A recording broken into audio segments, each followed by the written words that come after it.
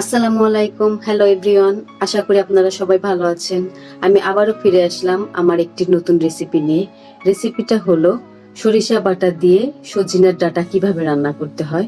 তো চলুন দেখা যাক আমি কিভাবে রান্না করলাম। সজনে ডাঁটা রান্না করার জন্য আমি নিয়েছি হাফ কেজি সজনের ডাঁটা, আর নিয়েছি কিছু ছোট আলু কুচি করে কেটে নিয়েছি। আমি এগুলো ধুয়ে নিয়েছি। আর নিয়েছি সরিষা বাটা, আদা রসুন বাটা, পেঁয়াজ কুচি, হলুদের গুঁড়ো, মরিচের গুঁড়ো, এগুলো দিয়ে আমি সুন্দর করে আগে মাখিয়ে নেব। রান্না করার জন্য আমি একটা প্যানের ভেতর সজনা ডাঁটাগুলো নিয়ে নিয়েছি।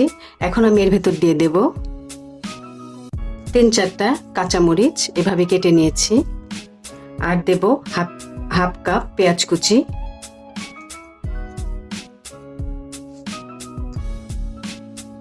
1 টেবিল চামচ সরিষা বাটা। সরিষা বাটা কিন্তু বেশি দেওয়া যাবে না, বেশি দিলে কিন্তু তিতা হয়ে যায়।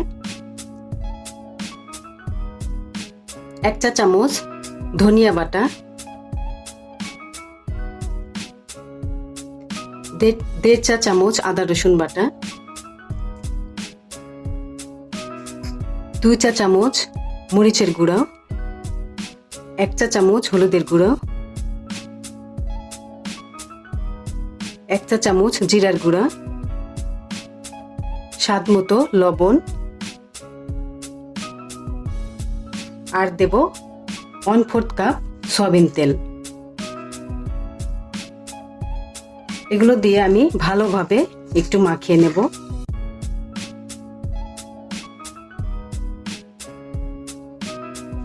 আমার মাখানো হয়ে গেছে। এটা একটু টাইম নিয়ে মাখাতে হয় ভালোভাবে।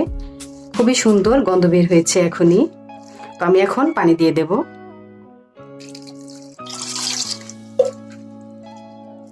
পানিটা আমি খুব বেশি দেব না,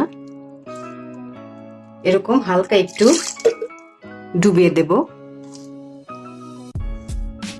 হয়ে গেছে। এখন আমি এটা বসিয়ে দেব চুলার উপরে। তরকারিটা চুলার উপরে বসিয়ে দিলাম। চুলার আঁচটা মিডিয়াম থেকে একটু বেশি থাকবে। এখন আমি ঢাকনা দিয়ে একটু ঢেকে দেব। কয়েক মিনিট জাল করব। 15 মিনিট জাল হবার পর আমি ঢাকনাটা উঠিয়ে দেখছি। তো হয়ে গেছে আমাদের রান্নাটা। এরকম হালকা গায়ে মাখা মাখা ঝোল থাকবে।